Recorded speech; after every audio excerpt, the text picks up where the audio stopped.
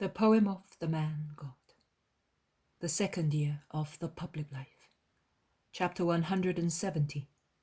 The Sermon of the Mount. The Beatitudes. Part 1. 24th of May, 1945. Jesus speaks to the apostles, allotting a place to each one, so that they may direct and watch over the crowd who are climbing up the mountain since the early hours in the morning, with sick people whom they carry in their arms or in stretchers, or who have dragged themselves along on crutches. Among the people there are Stephen and Hermas. The air is clear and rather chilly, but the sun soon softens the fresh mountain air, which on its turn moderates the heat of the sun, drawing benefit from it, as it becomes pure and cool, but not sharp. The people sit on the stones scattered in the little valley between the two crests, but some wait for the sun to dry the grass, wet with dew, so that they may sit down on the earth. There is a huge crowd from all the districts of Palestine, and the people are of all conditions. The apostles disappear in the multitude, but like bees that come and go from the meadow to the beehives, now and again they go back to the Master to inform him, to ask for advice, and for the pleasure of being seen near him. Jesus climbs a little higher up than the meadow, which is at the bottom of the little valley. He leans against the rock and begins speaking. Many have asked me during a year of preaching, "You say that you are the Son of God. Tell us, what is heaven? What is the kingdom? What is God?" Because our notions are hazy. We know that there is heaven with God and the angels, but no one has ever come to tell us what it is like, because it is closed to righteous people. They have also asked me what the kingdom is and what God is. And I have endeavored to explain to you what the kingdom is and what God is.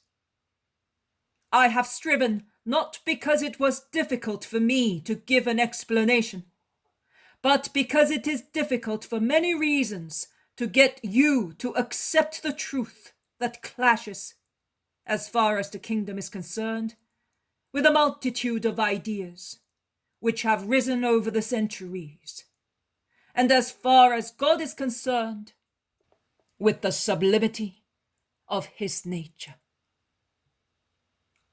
Others have also asked me, all right, that is the kingdom and that is God, but how do we achieve them? Here again, I have tried to explain to you patiently the true spirit of the law of Sinai. Who abides by that spirit conquers heaven. But to explain the law of Sinai to you, it is necessary to make you hear the loud thunder of the lawgiver and of his prophet, who, while promising blessing to obedient believers, threaten terrible punishments and maledictions to those who disobey. The epiphany of Sinai was frightful, and its dreadfulness is reflected in the entire law, and has been reflected throughout centuries and in all souls. But God is not only a legislator. God is a father, and a father of immense goodness. Probably, nay, certainly, your souls are not in a position to rise and contemplate the infinite perfections of God, and his goodness least of all, because goodness and love are the rarest virtues amongst men. The reason is that your souls are weakened by original sin, by passions, by your own sins, by your own selfishness and the selfishness of other people. The former closes your souls, the latter irritates them. Goodness! How sweet it is to be good, with no hatred, no envy, no pride. How sweet it is to have eyes that look only for love, and hands that stretch out only in gestures of love, and lips that utter only words of love, and a heart, above all a heart, that is full only of love, urges the eyes and hands and lips to acts of love. The most learned amongst you know with which gifts God has enriched Adam, both for himself and for his descendants. Also the most ignorant amongst the children of Israel know that there is a soul in us. Only the poor heathens are unaware of this royal guest, of this vital breath and celestial light that sanctifies and gives life to our body.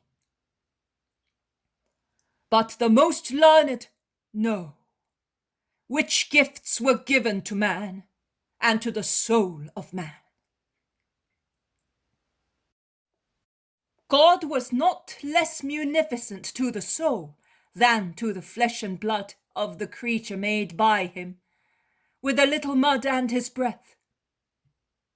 As he gave the natural gifts of beauty and integrity, of intelligence and willpower, and the capability of loving oneself and other people, he also gave moral gifts and the subjection of senses to reason. Therefore, the wicked capacity of senses and passions did not permeate the freedom and control of Adam and of his will, with which God had gifted him. Thus he was free to love, free to wish, free to enjoy injustice, without what makes you slaves, causing you to feel the bite of the poison that Satan spread, and which now overflows, carrying you out of the limpid riverbed onto the slimy fields and putrescent ponds, where the fever of carnal and mortal senses fermentates. Because you must realize that also the concupiscence of thought is sensual, and they received supernatural gifts, that is, sanctifying grace, a heavenly destiny, the vision of God. Sanctifying grace, the life of the soul. The most spiritual thing deposited in our spiritual soul. The grace that makes us children of God, because it preserves us from the death of sin, and who is not dead lives in the house of the Father, paradise, in my kingdom, heaven. What is this grace that sanctifies and gives life and kingdom? Oh, not many words are required. Grace is love. Grace is therefore God. It is God who, admiring himself in the creature whom he created perfect, loves himself, contemplates himself, desires himself, gives himself what is his own to multiply it, to delight in the multiplication, to love himself in the many others who are others himself. O my children, Do not defraud God of this right of his. Do not deprive God of what belongs to him. Do not disappoint God in his desire. Consider that he acts out of love. Even if you did not exist, he would still be infinite, and his power would not diminish. But he, although he is complete in his infinite, immeasurable measure, does not want anything for himself and in himself, which he could not, because he is already infinite, but for creation, his creature. He wants to increase his love for all rational creatures contained in creation, and therefore gives you his grace, love, that you may carry it in yourselves to the perfection of saints, and you may pour this treasure, taken from the treasure that God has given you with his grace, and increased by all the holy deeds in all your heroic lives of saints, into the infinite ocean where God is, into heaven.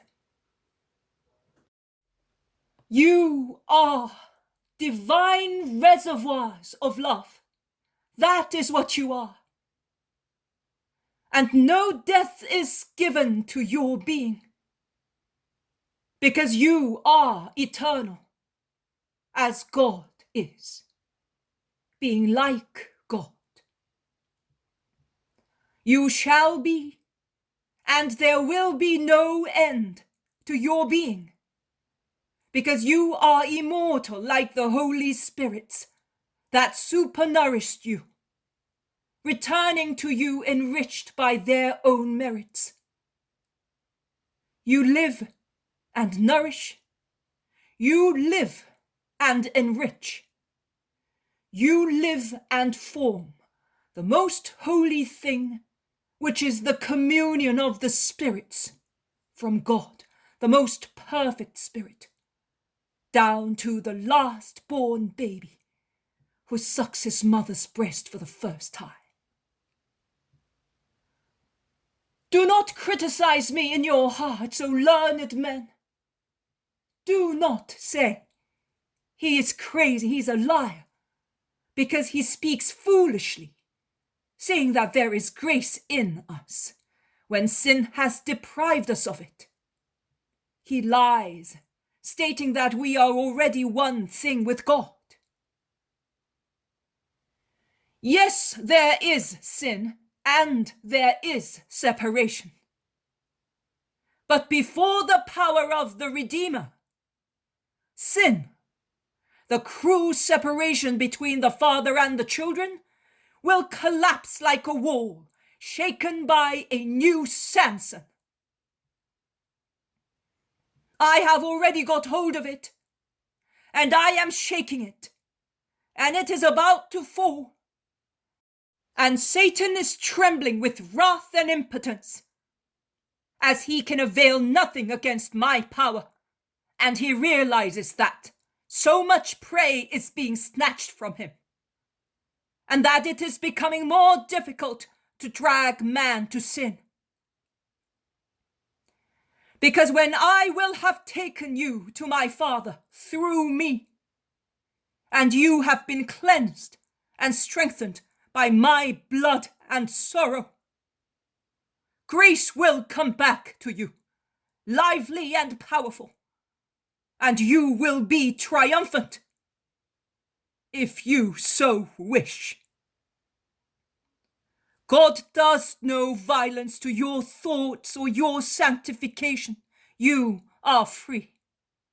But he gives you back your strength. He gives you back your freedom from Satan's empire. It is up to you. It is up to you to take upon yourselves the infernal yoke, or to put angelical wings on your souls. It depends on you. with me as your brother, to guide you and nourish you with an immortal food.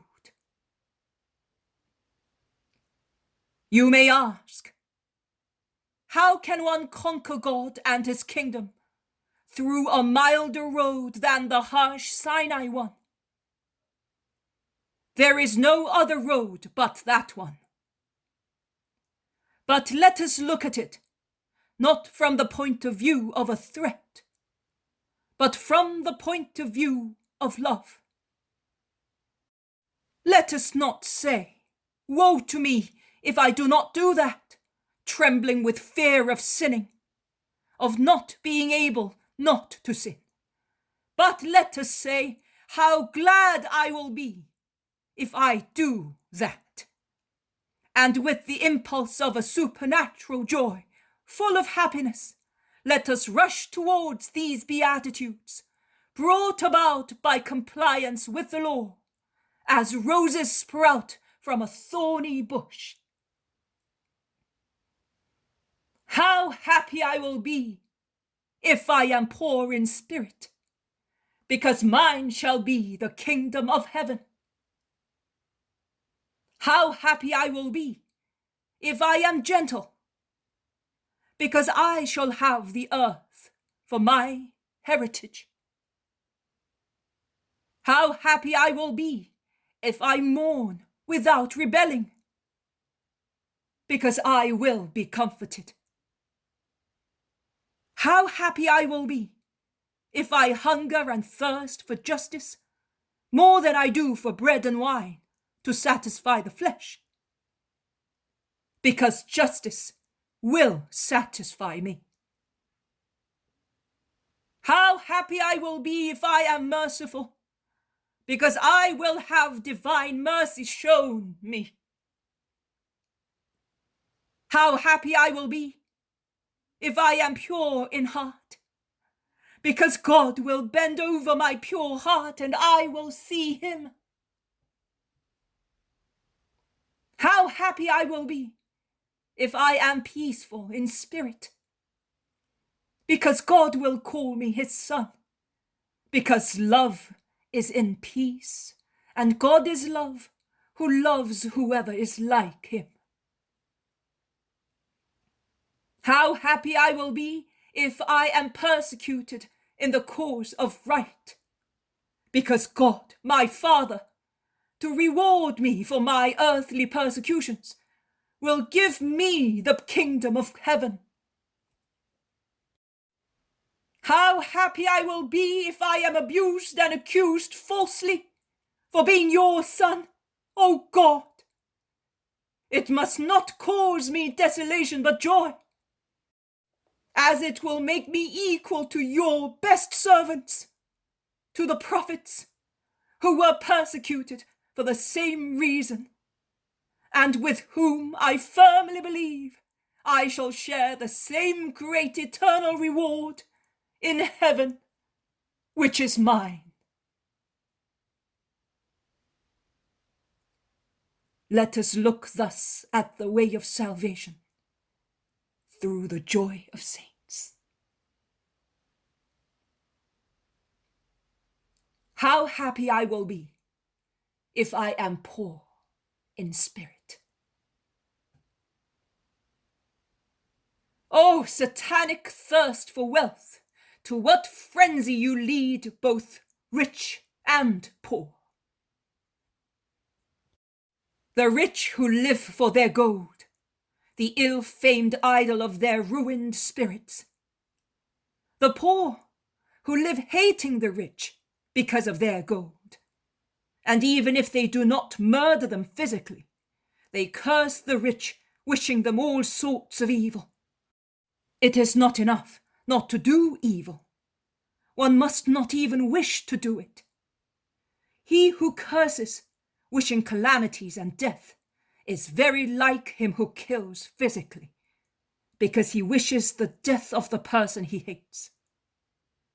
I solemnly tell you that such a wish is like an action held back.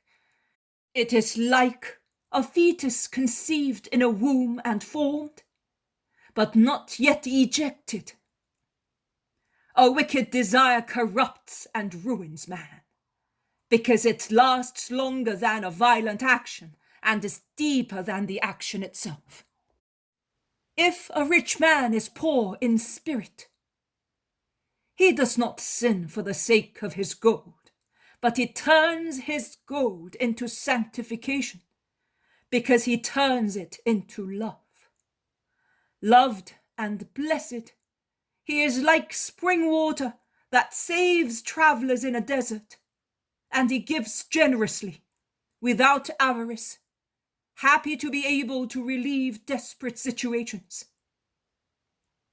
If he is poor, he is happy in his poverty, and eats his bread, which is sweetened by the joy of being free from the thirst of gold. He sleeps free from nightmares, and gets up well rested for his tranquil work, which is always light when done without greed or envy. What makes man materially rich is gold. What makes him morally rich are his affections. Gold comprises not only money, but also houses, fields, jewels, furniture, herds, everything. In other words, that which makes life wealthy materially. Affections include blood or marriage ties, friendship, intellectual soundness, public offices. As you can see, if for the first group, a poor man can say, "Oh, as far as I am concerned, providing I do not envy those who are rich, I am all right because I am poor, and thus I am settled by force of circumstances."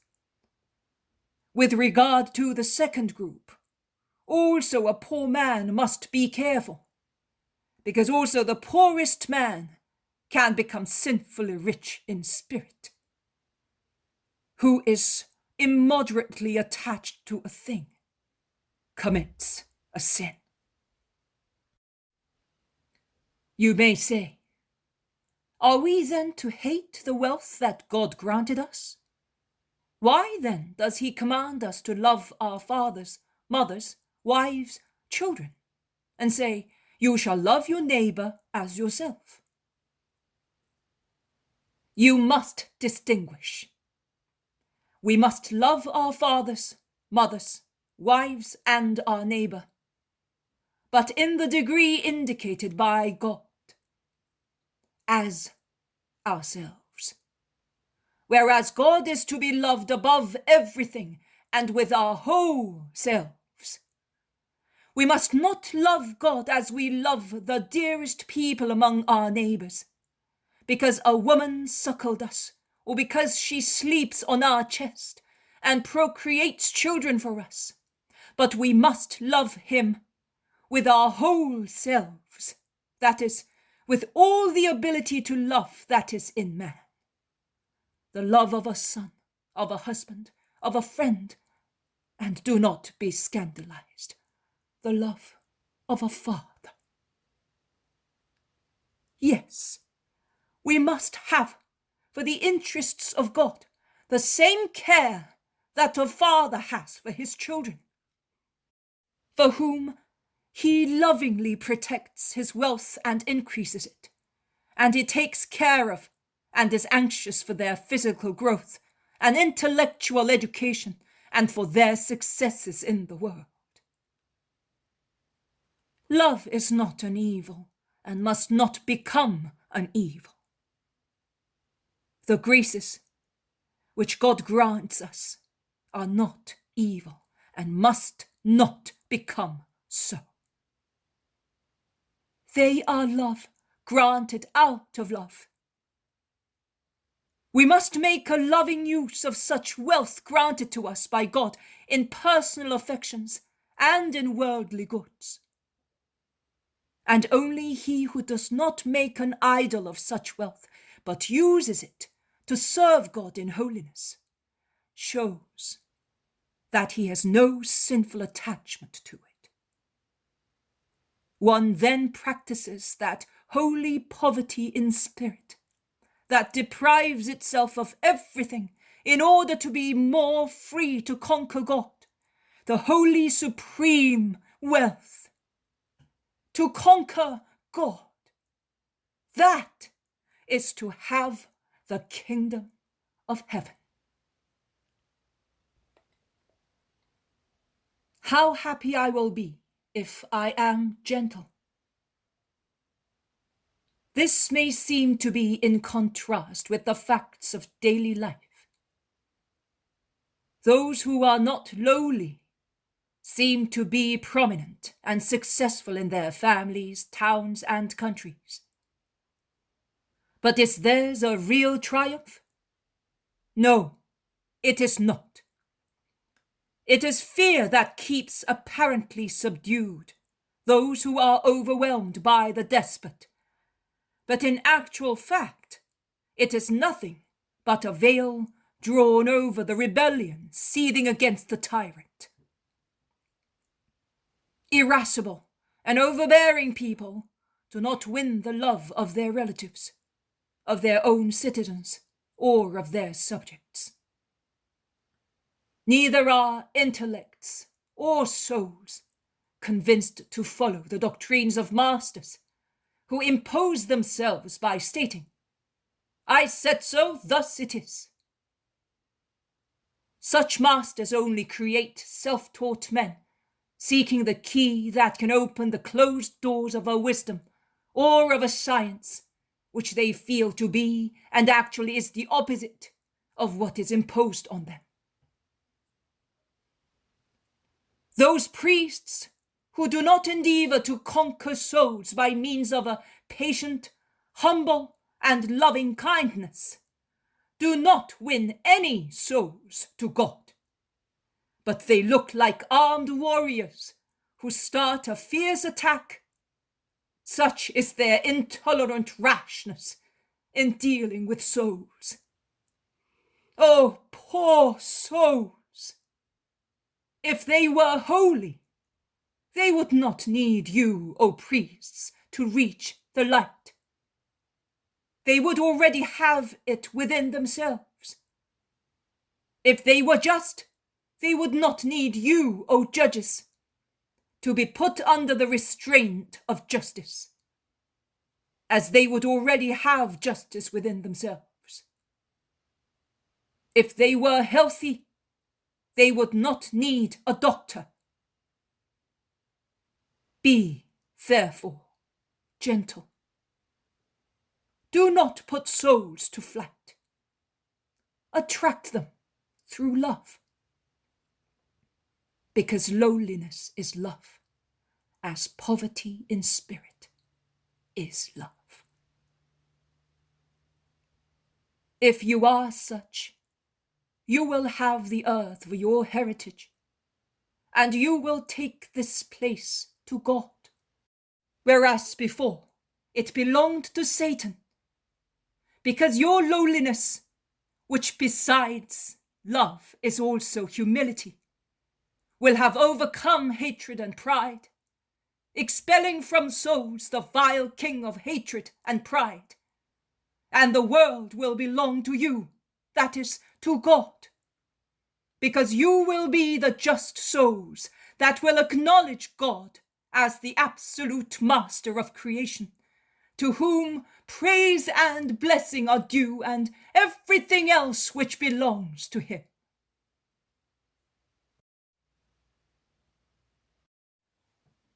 How happy I will be if I mourn without rebelling.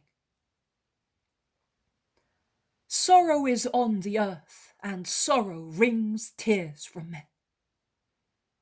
Sorrow did not exist, but man brought it onto the earth. And because of his corrupt intellect, he continuously strives to increase it in every possible way. Besides diseases and calamities ensuing from thunderbolts, storms, avalanches, earthquakes, man, in order to suffer and above all, to make other people suffer. Because we would like only other people to suffer, not ourselves. The effects of means studied to make people suffer. Man invents deadly weapons, which are more and more dreadful, and moral hardships, which are more and more cunning. How many tears man wrings from his fellow man, through the instigation of his secret king, Satan. And I solemnly tell you that those tears are not an impairment, but a perfection of man. Man is an absent-minded child, a thoughtless, superficial child, a backward-born child, until tears make him an adult, thoughtful, intelligent person. Only those who weep or have wept know how to love and can understand. They know how to love their weeping brothers, how to understand them in their grief, how to help them with their goodness, which is fully aware how bitter it is to weep alone.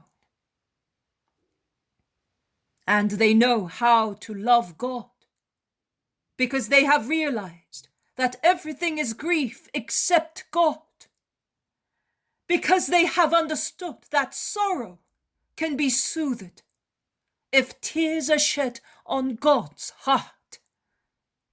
And they have also realized that resigned tears, which do not cause faith to be lost or prayer to become barren, and which loathe rebellion, such resigned tears change nature, and instead of sorrow, they become comfort. Yes, those who weep, loving the Lord, will be comforted.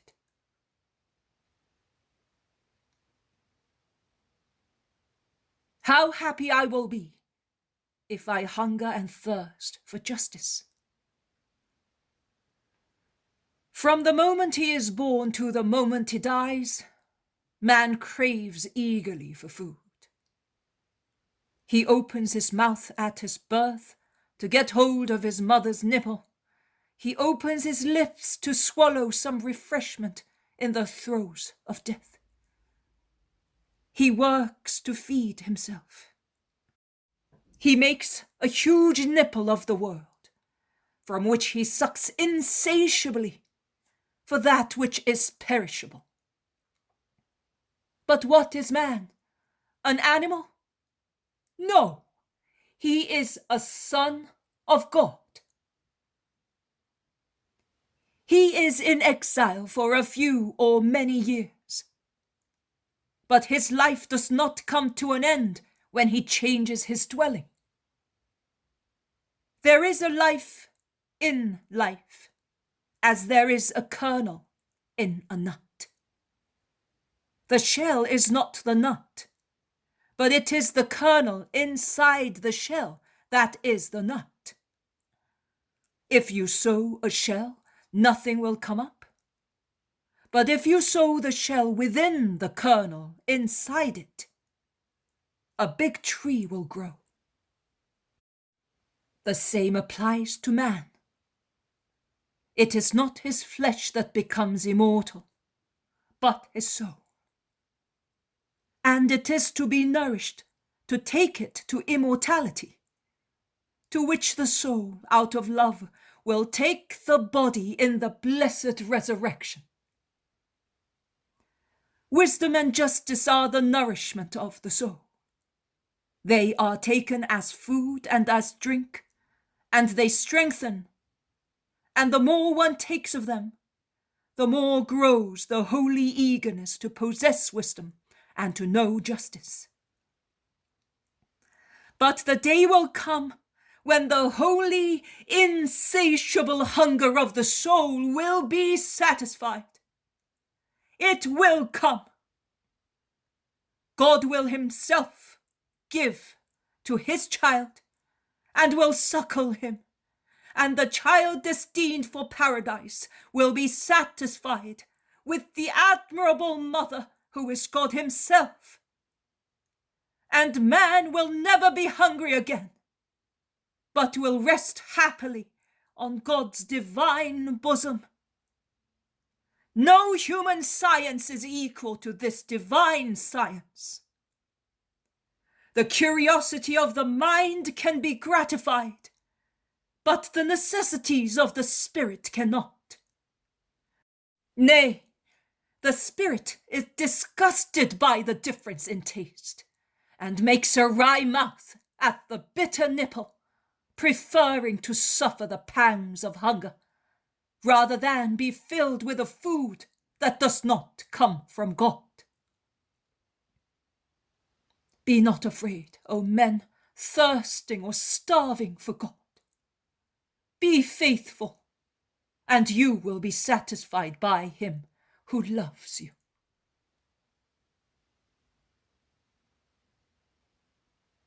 How happy I will be if I am merciful.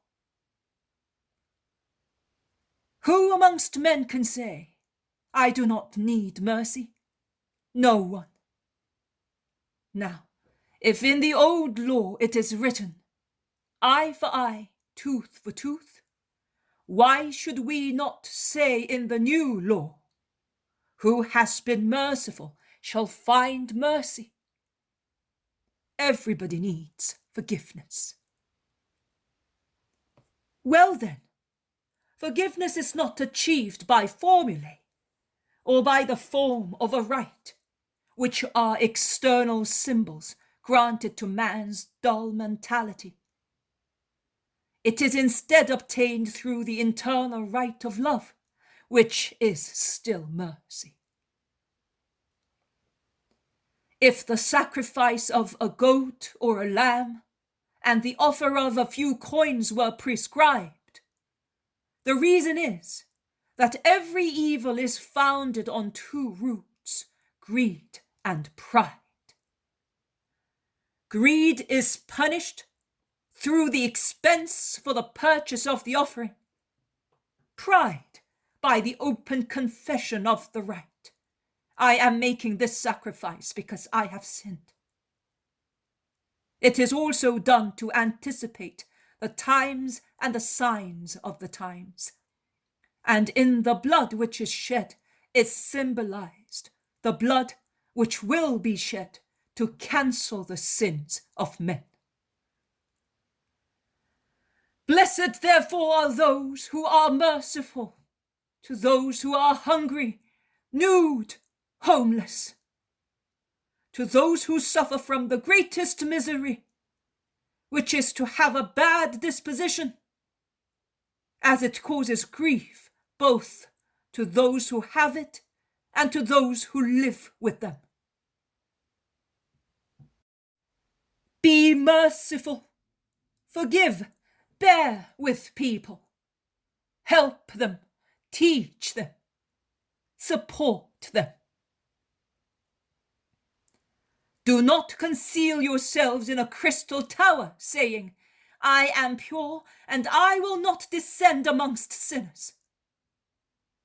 Do not say, I am rich and happy, and I will not hear of other people's miseries. Remember that your richness, your health, your family wealth may vanish quicker than smoke blown away by a strong wind. And remember that crystal acts as a lens, and consequently, what may be unnoticed if you were mixed among the crowds cannot be concealed if you place yourselves in a crystal tower where you are alone, isolated, and illumined on all sides.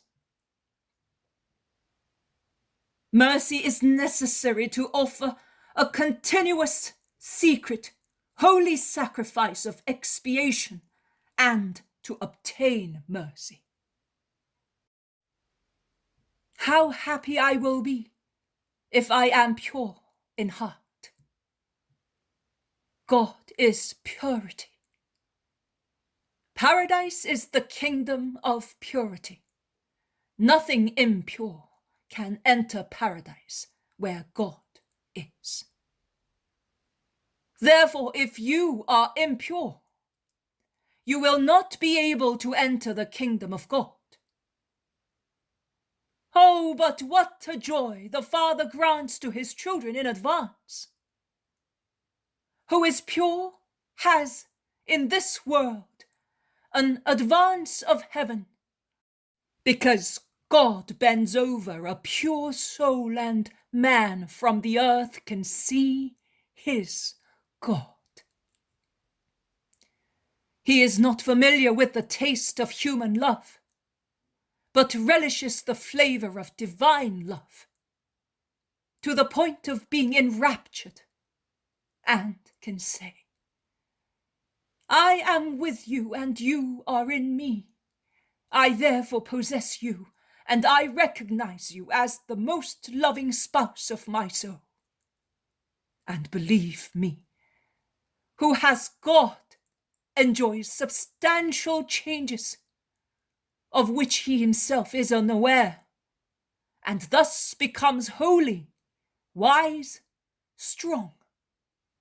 Words embellish his lips, and his actions acquire strength that is not of the creature, but comes from God who lives in it. What is the life of those who see God? A beatitude. And do you wish to deprive yourselves of such a gift for the sake of fetid impurities?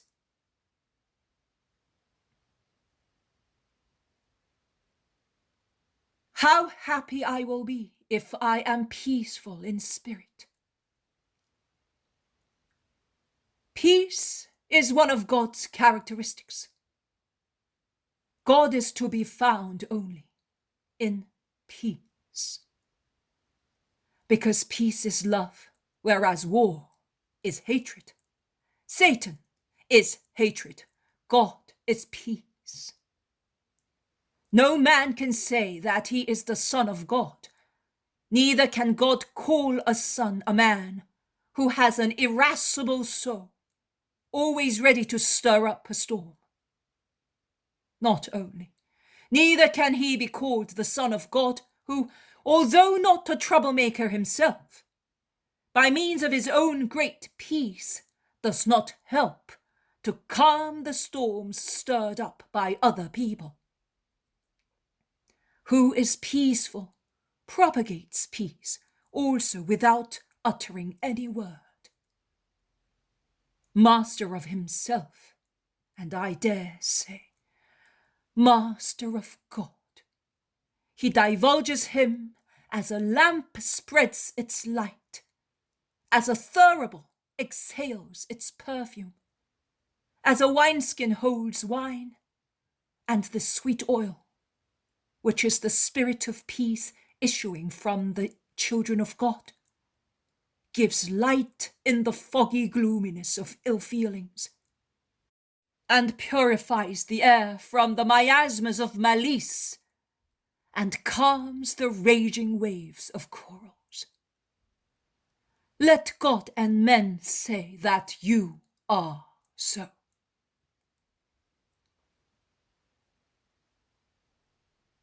How happy I will be if I am persecuted in the cause of right.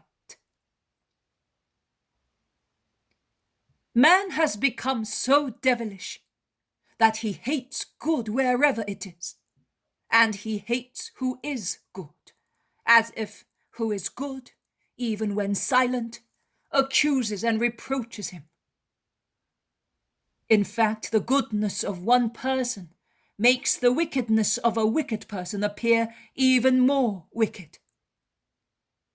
In fact, the faith of a true believer makes the hypocrisy of a false believer appear more clearly.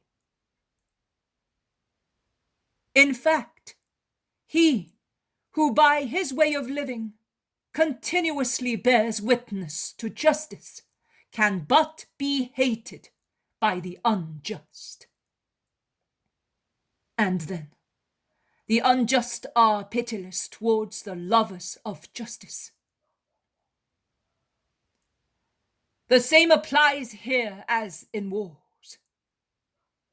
Man makes more progress in the satanic art of persecution than in the holy art of love. But he can persecute only what has a short life. What is eternal in man eludes the snare. Nay, it achieves a more energetic vitality than persecution itself.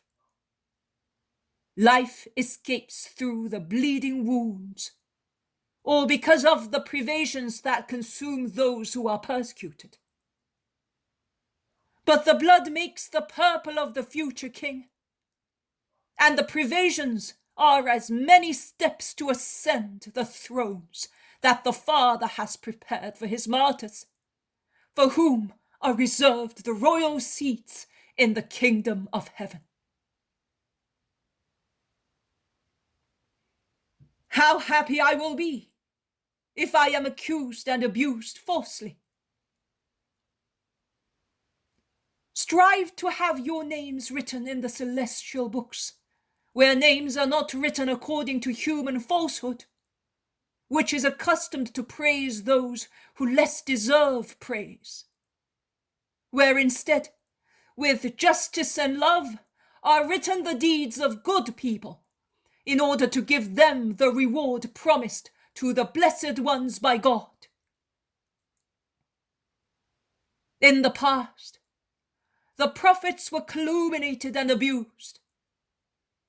But when the gates of heaven are opened, they will enter the city of God like imposing kings, and the angels will bow singing out of joy.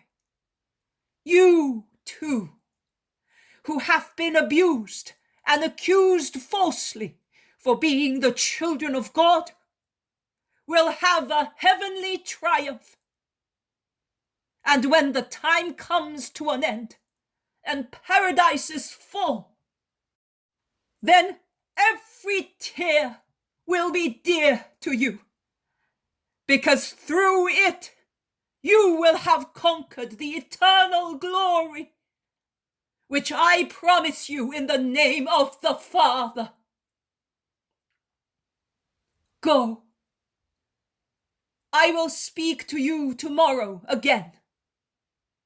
Only the sick people should remain, that I may relieve them from their pains. Peace be with you, and may the meditation on salvation lead you through love onto the road, the end of which is heaven.